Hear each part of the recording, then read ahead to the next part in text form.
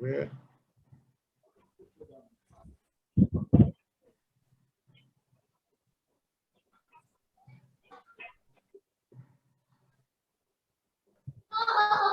Can you guys see my screen?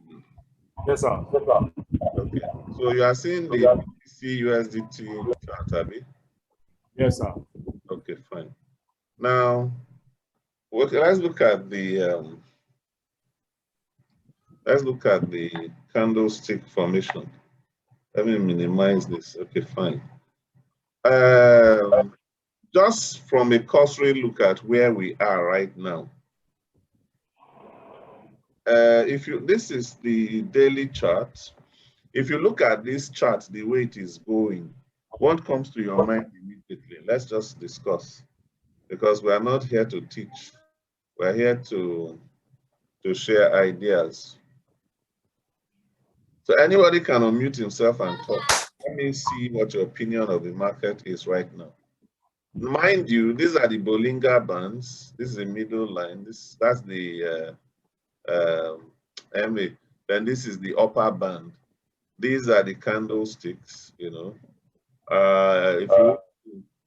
Since you're on your own computer, you can equally call up this chart, take a look at it. If you need to draw lines, and then tell me what you think. There is no, we will come to a consensus as a group, you know, but. Okay, let me try. Okay, go ahead, please. The market is on bearish mode for 1, 2, 3, 4, 5 days now. And I think you are using two devices, so it's echoing. You need to shut off one. And there's a feedback loop from your end. Okay. Shut off now. I think one is your phone, the other one is your PC. Yes, one is on my phone. And so shut The off. phone is one. Huh? Okay. Is it echoing now? You can speak again. Let me hear. Is it echoing now? Not anymore. Okay. I said the market is on a very smooth for 5 days running, Yeah. and it has touched the lower Bollinger Band. Yeah. And it's testing the lower Bollinger Band as of today. Yeah. And if the candle have not properly formed yet, so we cannot take a precise decision on it. But if it breaks this, we expect that since it has touched this lower Bollinger Band, it should start going up. Yeah.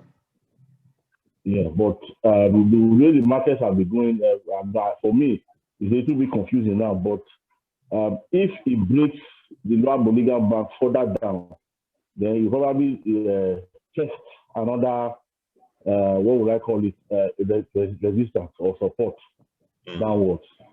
It's support. Which I probably have to, support and draw out. Hopefully we'll be somewhere around, let me see. Okay. Let me see. Okay. Okay, go ahead. But for me, I'm actually expecting it to start going up from now, because it's like hope you understand, every transaction has to be within the Bollinger Band, and if it's already Bollinger Band, we expect the price to start going up. So hopefully the price of Bitcoin will start going up for what we see here. But it has touched the the lower Bollinger Band. So hopefully it will start going up from the analysis I have here. Okay. Thank you very much. And I need to ask you whether prior to this training, did you take any training previously, maybe Forex trading or anything like that? No, honestly, no. I must say that your speed is very impressive. I must say it, even though I'm saying it publicly here. I've never said it to you privately, but I'm just happy to have been involved in in your training. I'm just happy, you know, because when I see you talk, when I see you act, I'm just proud that, okay, I was involved in this guy's progress, you know. That's why I asked what I asked, you know. If it's only these sessions we had, Thank you, that sir. you have had, it's just fantastic. Your your your grasp Yes, of sir. the market is impressive. Does any other person have anything to Thank say? you. Please feel very free. It's just for us to learn. There's no GPA, there's no CGPA, there's no first class or second class in this thing.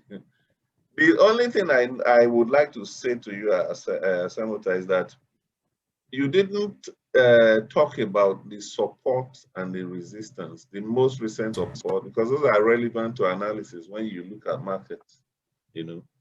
So is there anybody who wants to give it a try? Asante has done a fantastic job. Yes, sir. Okay. Yeah, who wants to talk?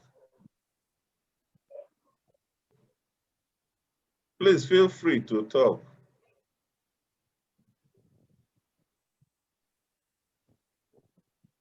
CJ, was it you talking? No, sir. Okay, I thought somebody else wanted to talk. Okay. Chuka, anything to say? Because we want everybody to be free. Because when you talk here in the presence of everybody, when you are doing your private analysis, it gives you extra confidence to know that, oh, I threw my own theory out there and it wasn't entirely off point. You know, it gives you that sense of independence on your own to be able to take decisions without recourse to people. So Charles, you've unmuted yourself. You can speak, please, if you want to. Okay. Looking at the chart in front of us right now, Yeah. the last support, which is towards the left, you know, I don't have control of the mouse, so we can see a, yeah, we can see a, yes, we can see a bullish engulfing candlestick. Excellent.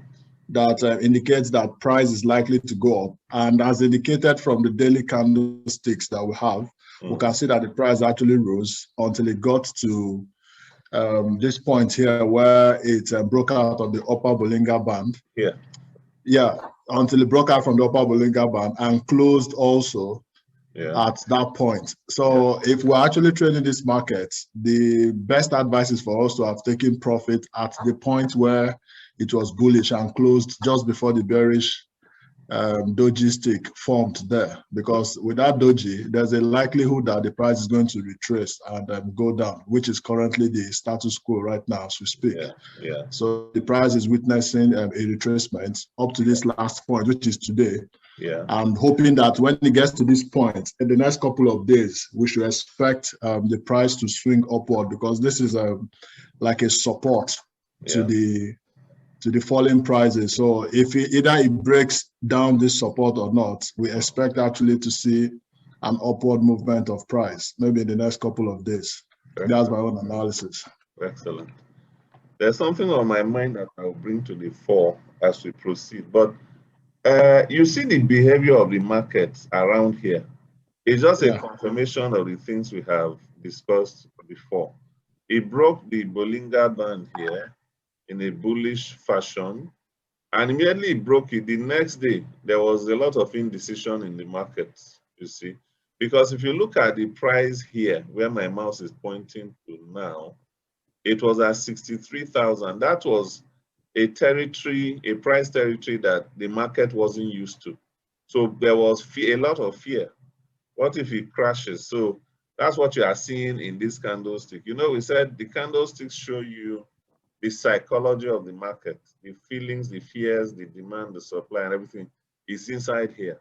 And if you look at it, market indicates that price went up very high to 64,949. And then it came down. Of course, it closed in a bearish manner. That's why this candlestick is red. And then again, the next day, look at it. This is just almost a static movement. The movement was 62,935, and they have 63,000. So there was no significant movement, even though price shot up, came down, shot down, went down and came back up and closed somewhere here, somewhere around 63,000. So these 3-4 candlesticks confirm what we have learned previously in class. That number one, when it crosses the upper Bollinger Band, the market price generally experiences a fall or a retracement, which is what you are seeing here. So it means that what you have been taught is actually practically true most of the time in the market, not all of the time, because there are usually abnormal situations. Every rule has an exception, especially in market analysis. So this rule is generally true, but not always true. And if you look around, if you backtest, which is when you go back in the chart, that's what you say you call backtesting. You see that there are some scenarios that don't always work that way, but generally to work that. If you look here again, you see that it crossed the Bollinger Band and then it ran back, So having said that, if you look at if you look at this next candlestick, you will see that it engulfed this bullish candlestick. So again, you have a bearish engulfing formation here. And if you were in this market at this point, you should have known that we will be going down. Because I wasn't feeling fine, I wasn't really following the market that strongly. My stock of Bitcoin I have kept. That place is holy ground. I don't even bother touching it because I'm not sure I want to. I will only add to my stock of Bitcoins. I don't intend to touch that Bitcoin in the next 5 years, 10 years. I'm telling you. Maybe if I see it gain a lot, I can take small from there and just do 1 or 2 things. But Bitcoin is gold, as far as I'm concerned.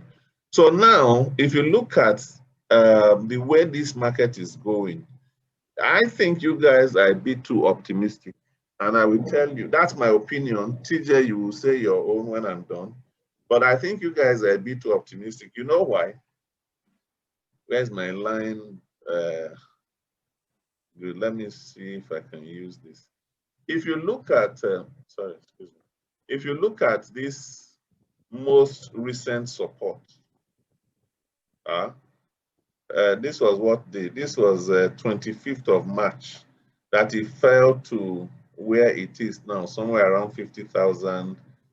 So that's like, that's a month ago. So in how many candlesticks are here? 1, 2, 3, 4, 5, 6, 7, 8, 9, 10, 11, 12, 13, 14, 15, 16, 17, 18, 19, 20, 22, 24, 26, 28, 30. Good. So it's almost exactly 30 days. The market left this support and went up, and then it is back to where it started from.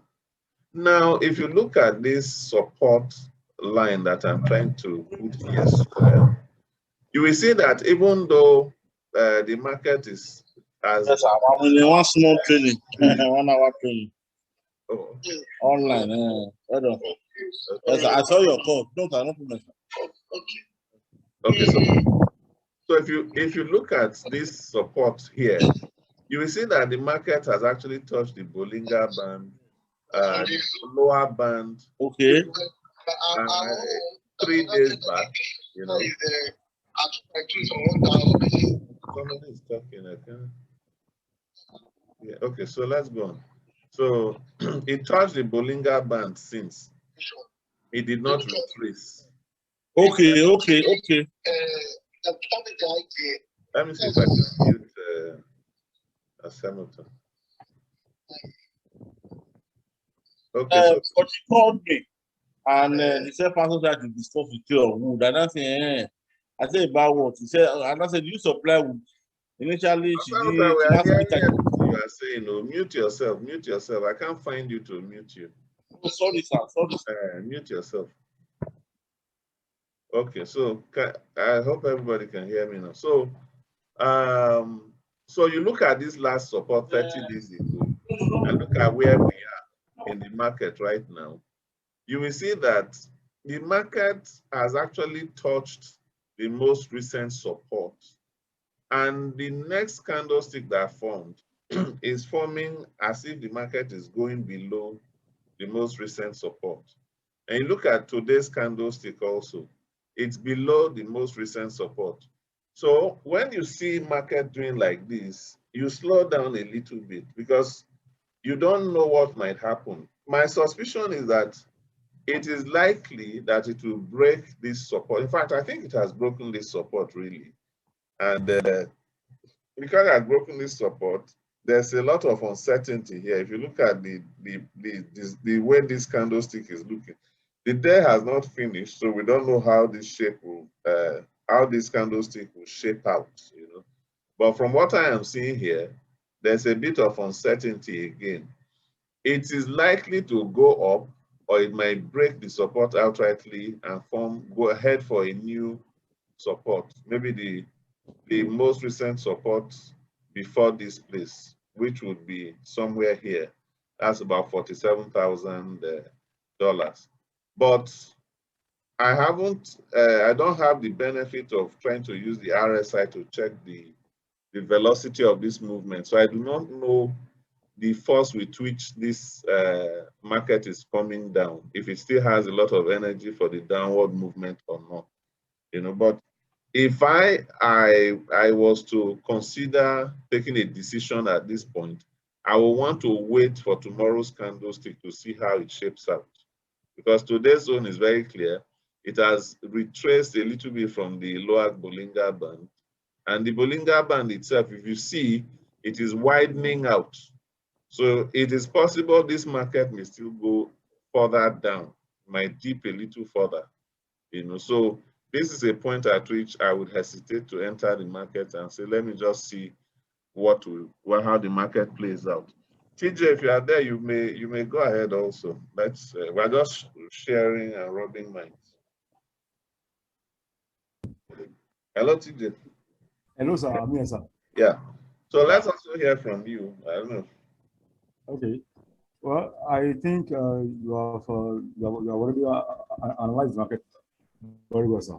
Because on the daily charts, price has broken the support. Yeah. Initially we had rising channel. Yeah. On BTC, and do you want me to give you the screen so that you can use your screen? What do you think? Okay, sir. Okay, sir. Hold on. Let me see if I can find. I don't even know what happened to this. Okay, I've seen it. Because the controls for it's up now. That's why I couldn't find a emitter. Okay, so make host. Okay, so I think it's with you now. Check. Okay, sir.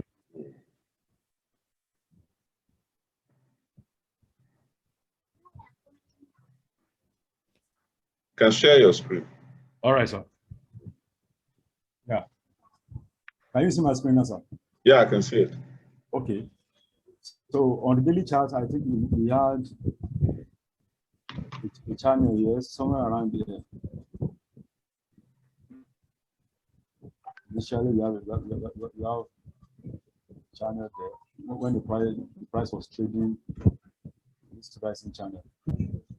So the price broke out this price channel, and here you can see that we have a drop in momentum. Yeah. We have higher highs, higher lows, and the price has been moving in an uptrend before the momentum dropped. So yeah, when the price broke this channel, I was like, wow, where are we going? Then I have this 50-year low. It's for the daily chart on my chart, and I have another 50-year here for the weekly chart. This black line. So let's take out this channel. I was still optimistic about the market a bit. So let's see what we have here.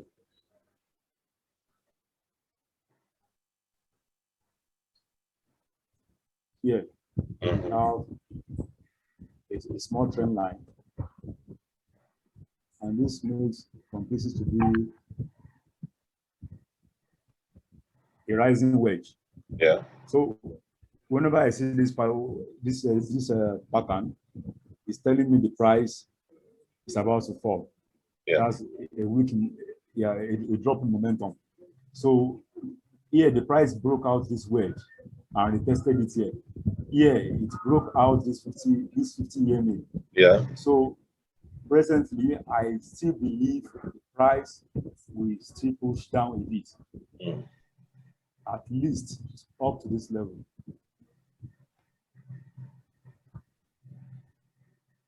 This is $44,000. Mhm. Yeah. Because previously we have seen the price of let's use a bigger this thing, a bigger structure, a bigger shape. Because technically it's broken that other support. Yes. So I expect the price to come back to this level. Yes. Before it starts pushing up again. Yes. So that's where we have present. If you go to the weekly charts, Yeah. it's very clear here. You can see that we have a level here. Yeah. Here we have a support here. Mm. The price broke through this level. We tested it here before it started pushing up. So I expect the price to come back to this level. Mm-hmm. Come back to this level before we start pushing up again. And if we check, if we check the listing, the RSI. Yeah, that's what I was saying. If we check the RSI,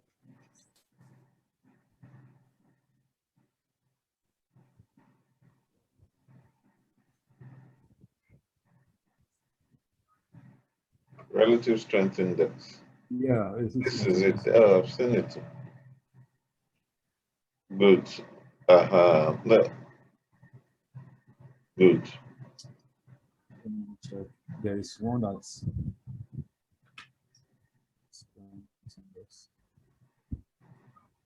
yeah. Let me use this.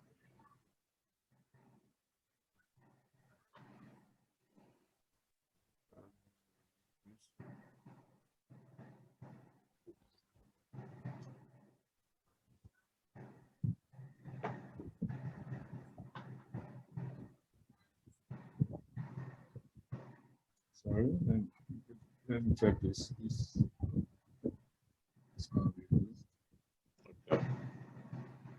Yeah. Yeah. So I think the price is already oversold now. Mm-hmm. At least for the month. There is still more room for movement to the downside. Yeah. There is more room for movement to the downside. If we look at the price action, if you pay attention to the price action here, we have a small support here. Mm-hmm. Which it broke. Which has been broken. Mm. Here we have another support here. Yeah.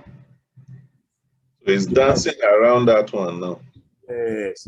So if it breaks down this support, then no other support here than this one, than this 44,000, 44,000 the price. Mm. So on BTC we are still bearish. Presently we are still bearish. But we are bearish, but it is at the oversold point. So the strength of its downward movement may taper out in a very short time. In a very short time, yes. That is it. Because presently the price is trading below this 250 years. Yes. 50 years on the daily chart and 50 years on the 4-hour chart. Yes. So presently we are looking at the downside. Mm-hmm. So I expect the price to maybe bounce around here for some time and bounce back again. So that's for BTC. That's what I think, and I hope everybody got something from this analysis, because sometimes when we analyze, we only see one side. It's good to share. Like when Asamoah started his analysis, it looked as if, yes, this thing would go up immediately. But when we drilled further down, we began to see some other things that we didn't initially see, you know, when he was analyzing. And so, and that's a problem with traders and analysis, the risk of having a blind spot when you are analyzing, you know, because maybe something just escaped your mind. You forgot to check one other thing, you know. And that's why in an airplane, they have the pilot and the co-pilot, you know. The co-pilot doesn't really fly the plane, he just supports. And so there are things the pilot may forget. The co-pilot is expected to remind him. So it's good we do these kinds of things from time to time so that we all learn from each other, you know. But I'm looking at the time. We have 14 minutes to go, and we said 1 hour, and our 1 hour must be 1 hour because people have things to do. So I don't know, maybe we'll take one more coin and just do an analysis. I do not have any particular coin in mind right now, but I know that Cardano caught my eye. I told you guys now that I was going to load up more, and I did. Yes. Came more 2 days ago, and it turned out that the market began to move in my direction. You know, wow.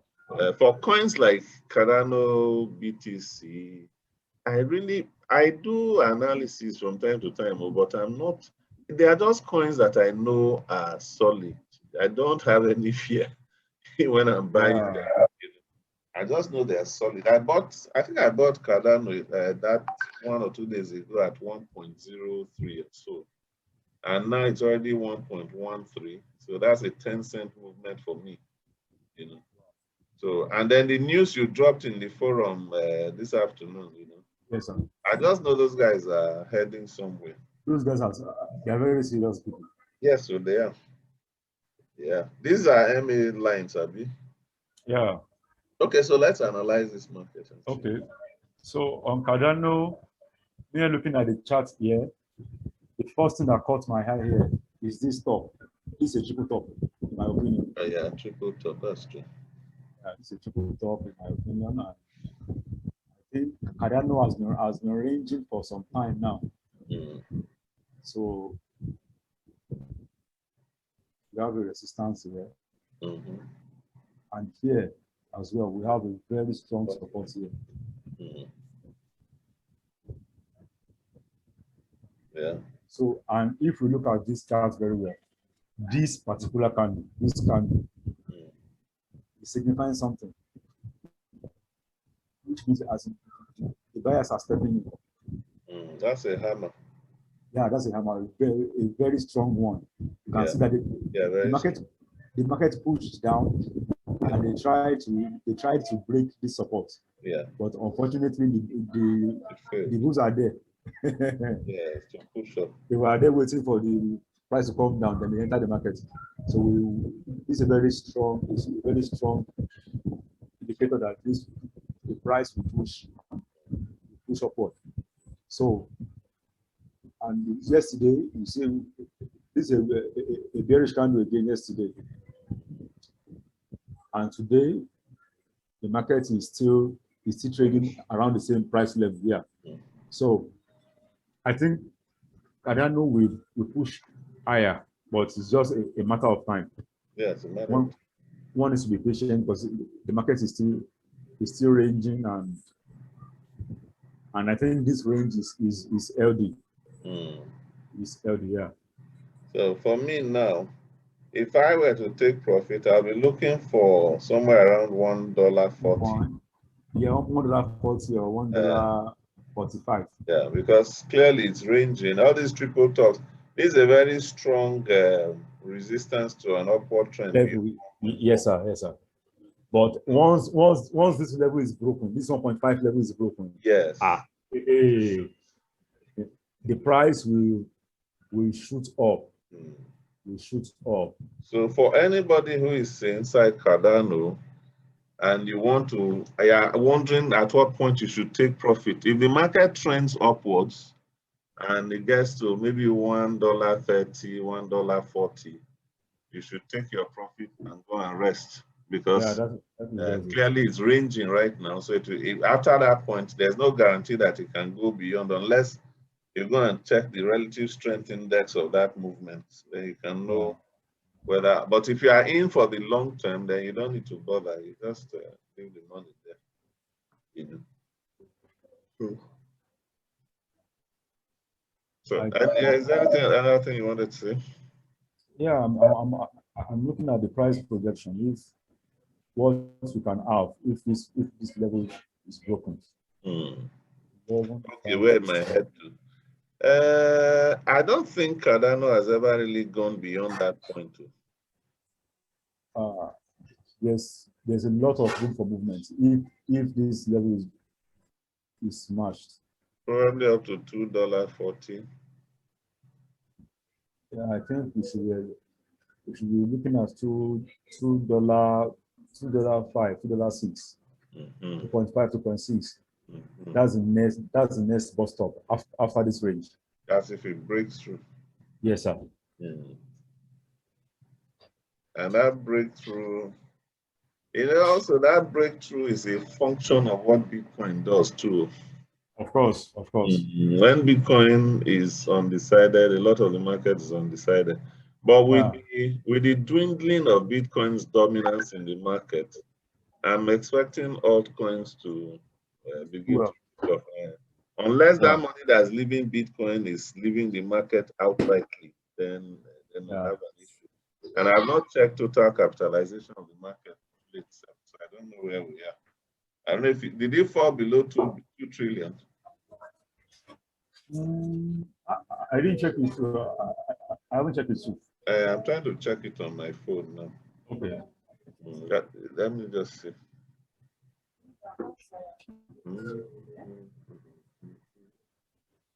And also, fundamentally, Bitcoin should go up soon. So that's the only thing that I'm holding on to for now.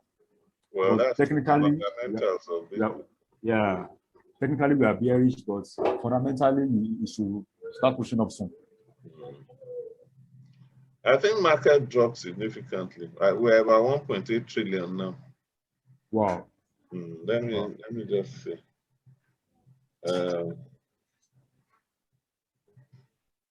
This thing is not responding. Hold on. Market pairs, currencies, dominance. Market cap, yes, it's at 1.85 trillion. So it's a very significant drop. I think we had reached 2.1 or 2.2. Yes, sir. So that's somewhere around 350 billion that left the market. So it's a significant drop. So that explains why even Bitcoin itself has been behaving like a pregnant python. It's just sluggish, Yeah. But let's see what happens. At this point, you just keep your fingers crossed. If there are coins that you believe in, you can enter. Like Cardano, I believe in Cardano. I'll enter. I've been there for the long run, so I really don't care where it heads to. Just like Ethereum also.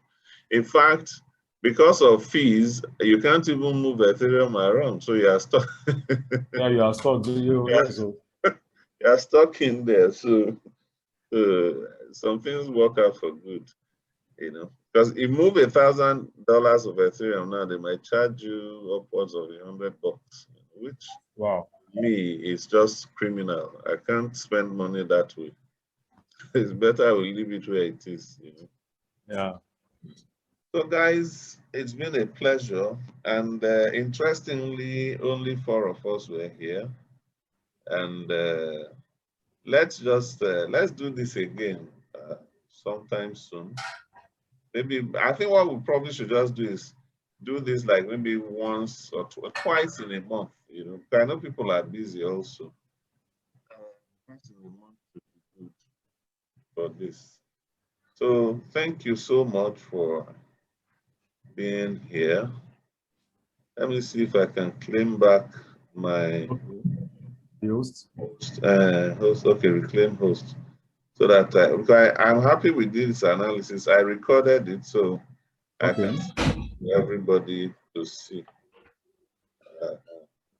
So guys, thank you very much for coming. Is there any question? It's very important to ask. Does anybody have a question that you want us to answer? Chuka, you have any question? Asemota, you have any question?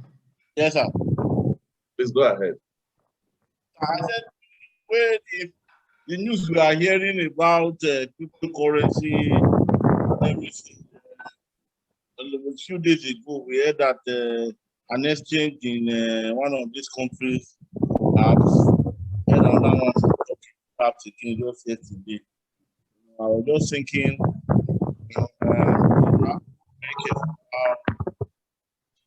hope we are at least we are in a long for we are in for a long haul. Yeah. It's situated. Yeah, I'm sorry, I totally forgot to even bring that up. You know, when you talked to me earlier in the day, I said I was going to bring it up. Thank God you brought it up now. A centralized exchange in Turkey. It looks like the founder disappeared with people's traders' money. You know, about $2 billion or so. The guy just disappeared. They don't know where he is. But you can't steal that kind of money and they won't catch you. Interpol will fish that guy out over time. But you know, how much of the money will be left or recovered is a different ball game entirely, you know. But and that's why when Asemota told me, I said, well, this is why everybody needs to have a hardware wallet for themselves. Let me explain to you why. Centralized exchanges like Binance have one weakness which you need to be aware of. You do not have your private keys. Please listen to me very well. Centralized exchanges do not give you your private keys. A service like blockchain.com is actually not an exchange. Blockchain.com is a wallet service, although they have just added an exchange to their platform, but it's actually a wallet service. So most wallet services give you your private key or your seed. That seed, those 12 letters, sorry, 12 words that you can use to recover your wallet. Now, let me explain to you the difference. For a website like Binance, in fact, there's another story I'm going to tell you today so that you also learn from it. For a website like Binance, what happens is that CZ can decide to shut down Binance today and go away with everybody's money. And there's nothing you can do. You can't recover that your money, except maybe big international organizations go after him to recover it. As an exchange that used to be far bigger than all these, I think that was around 2013 or 2014, 2015, MTGOX. MTGOX was based in Japan, Tokyo. And there was a hack, and at that time, $6 billion disappeared. And then they arrested the founder. It turned out that there was some internal negligence. That's why that hack could happen. So the guy is free now, and they took over the company, put it in receivership, and then they began to, I think, try to pay everybody whose funds was there, the one they could recover to pay. So that is a weakness of centralized exchanges. However, if you have a wallet and you own the private keys, if somebody takes over that wallet, you can use your seed or your private key to move that money to a different wallet, and the guy will not be able to access it anymore. If you notice, most wallets, when you download them, when you open them, they ask you two questions. Do you want to import your existing wallet, or you want to create a new wallet? If you say you want to import your existing wallet, you just put in your 12 seed words and you click it to retrieve your money from the previous wallet to this wallet you are in. Or if this wallet uses what is called a private key, when you paste your private key into the box, it will move, or rather it will give you access to the money in the other wallet. So you can then transfer it, because sometimes you may forget your password. And most of these wallets do not have forgot password. It's only centralized exchanges that have forgot password, And so I think everybody should generally be migrating more of their money to decentralized exchanges. That is one. Number two, you should break your funds into 3 parts. You should have your long-term investments, you should have your medium-term investments, and then you should have the one you trade with daily, that is probably on centralized exchanges or decentralized exchanges. Now, your long-term funds you should keep in hardware wallets like Trezor. I've already told you guys before to buy Trezor. You should keep your money in that hardware wallet. The beauty of hardware wallets is that if you do not connect that hardware wallet to your PC, nobody can have access to that wallet. So no hacker can have access to that wallet as long as your hardware wallet is offline. Even when it is online, when you want to transfer, it will pop up a screen on the hardware wallet that you've connected to your PC and ask you to press a button. If you do not press that button, that money is not going anywhere.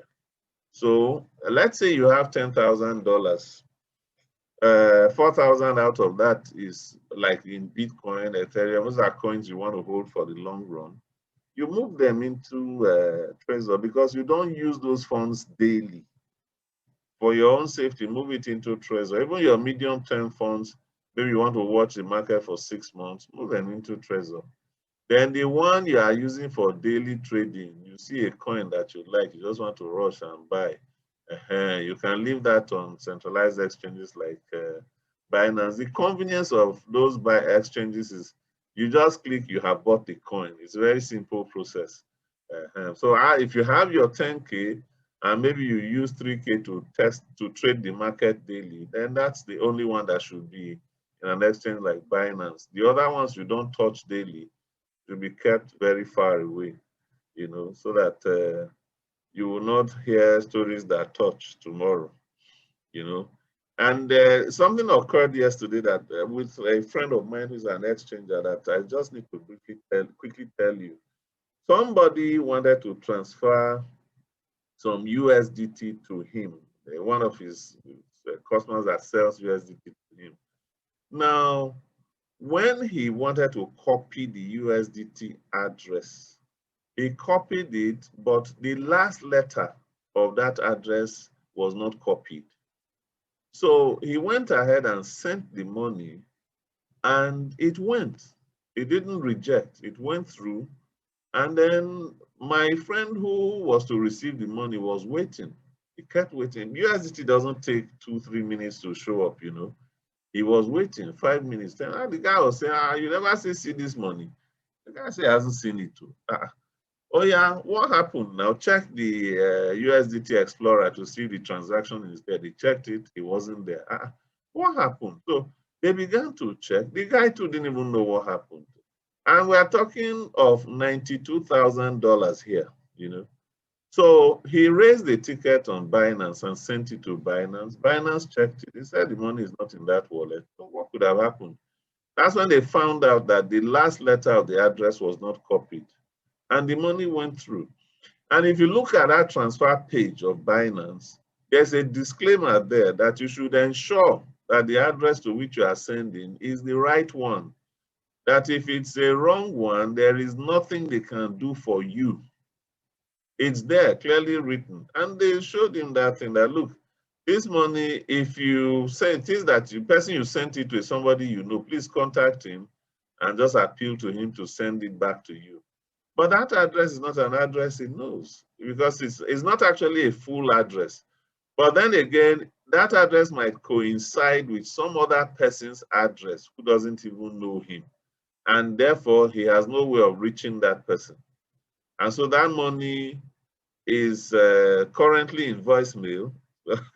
But we have also told our guy to advise him he should go on Twitter because he used the TRC20 protocol. And that TRC20 belongs to Tron Foundation. That you should go and look for Justin. Justin is the founder of Tron. You should look for him on Twitter and bombard him there. That look, this is what happened. I need help to get this thing sorted out. You know, because that guy, that transaction will send that guy back to his village. You know, and because it's like his village people caught up with him that yesterday. You know, so that is that about securing your wallet, because there's no point doing all these burning the midnight oil to see all your funds just totally disappear. It's I think it's a sin against yourself if you do not take these actions to secure yourself. So having discussed this, the onus is on you to do a little bit of further research on securing your wallet and your investment. Please, I just thought I should drop this. Since we are recording, let it be part of the recording for others to benefit from. So that is that. If there's any comment, because I always like to, it's an interactive class. So if you have anything to say about this, please feel very free to talk. Everywhere is quiet, Abby. Yes, sir. You guys are thinking of the 92K. That's a lot of money. That's 45 million bucks. So you don't build mini estate finish with that. I'm telling you. You see what I do sometimes. If I'm doing a transaction that I'm not very sure of, I'll first test with a very small amount. That's another thing you might want to find useful. You might find useful. If, for instance, I just opened the wallet, I remember Asemoto, I was trying to log into one exchange. He had some money and he couldn't log in. Everybody was worried, you know. For such new platforms, I just send maybe $50. When it shows up on that side and I see, the thing entered well, before I will now try to send 50K or 20K as the case may be, you know. So it's very important. And that's why, for instance, if you are sending me a Binance wallet, and it's the one that has several protocols like USDT, I always tell you the one to select, and then I will ask you to send me the screenshot. Let me be sure that it's the right one you selected, because you can never be too careful when sending out things. When you want to send money to an address, look at the last 4 letters at the end and the beginning 4 letters to be sure that it corresponds to what you copied previously. Because they also have malware that sometimes these people install on browsers. Unfortunately, if you click, that's why this airdrop thing in our forum, I have said we should stop, because too many links are coming into our forum, and before you know it now, we will start hearing stories that we don't want to hear, you know. And there are links that you click on, they will install something on your browser, and that's your right click to copy something. They can put an address on your clipboard. So when you right click to copy an address, it's the address they've already put on your clipboard that will go with you to where you want to transfer money to. And then you just send money to the hacker, and the guy will sit down and be smiling wherever he is. So these are things you learn as you go along. But this is the reality of the world in which we live right now. Because you cannot say you'll be moving cash. How much cash can you move? You want to move 10 million naira. You know how much cash that is. So forget it. Even when you carry cash, armed robbers can rob you. So there's nothing to be scared of in the digital space. You just need to know when you are doing a transaction, be very alert to what you're doing. December 29th of last year, I wanted to send money to somebody and I sent it to a wrong account. Wow. You know, I immediately contacted GT Bank, and they sent me funds to which I filled, and they blocked the money in the account. But up until now, they couldn't even reach the customer until this last month. You know, they reached him. He said he was out of town, that when he gets back. Okay, he got back, they reached him. Oh, he will write the authority letter, because without a letter from him, they can't move that money, but he too cannot spend it. Okay, I will send the form. They call him again. He was very busy that he forgot. Don't worry, I will send it. I now told the account officer that's calling him, I said, come, It seems to me like this guy needs a part of the money, so I really don't care. Offer him some money, let him send that document, let me know I'm done with this thing. I've lived without the 100K for how many months, so I really don't care. It's something I can, it won't touch me, it won't affect me in any way. It's just a 100K, you know. But if, since this is the way he's behaving, offer him 20K, let him go and fill the, send the letter to the bank. And then I'll give you authority to only reverse 80K from his account, leave his 20K with him. Because clearly, he's a hungry person. If he wasn't hungry, 100K is not something you'd be telling stories about, you know. So these are the things that are possible in digital space. That was a bank. It wasn't crypto. So it's not like crypto is especially dangerous. It has its own special danger. No. If you are attentive, I wasn't attentive that day. I was on the phone with my wife. I put her on speaker and I was transacting and I was talking with her. So when it happened, I didn't blame anybody. I blamed myself. Yeah. So be very careful out there. It's important. It's important. All right, gentlemen, there's no lady here. It's been nice talking with you. I really enjoyed this session. Thank you, sir. And I look forward to another one. Thank you, guys. All right, sir. Thank you, sir. Okay, man. Yeah.